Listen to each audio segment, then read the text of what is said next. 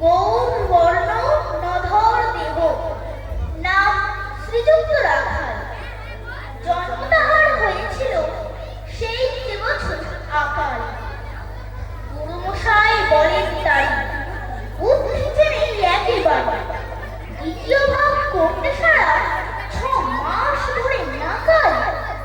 রেগে মেগে বলে, বাঁদর, নাম দিল তোর মাকাল। নামটা শুনেই ভাবল বাকিয়ে যুগল। তারপর সে বাড়ি এসে নৃত্য করলে শুরু।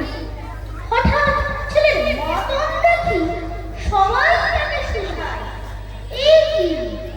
সকলকে সে জানিয়ে দিল, নাম দিয়েছে গুরু। নতুন নামের উৎসাহে তার বক্ষ দুরু দুরু।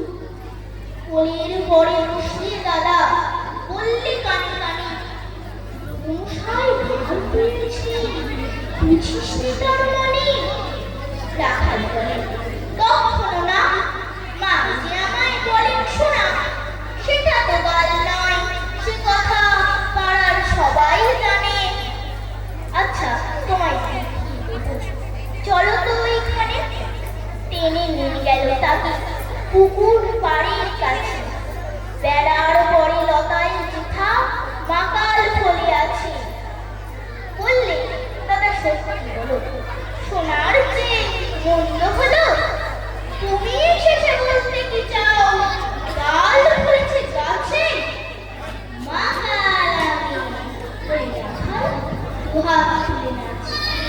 দোয়াত কলম নিয়ে ছুটি, খেলতে নাকি চায়।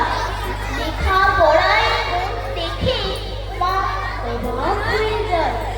খাবার বেলায় অবশেষে দেখে ছেলের কাণ্ড এসে।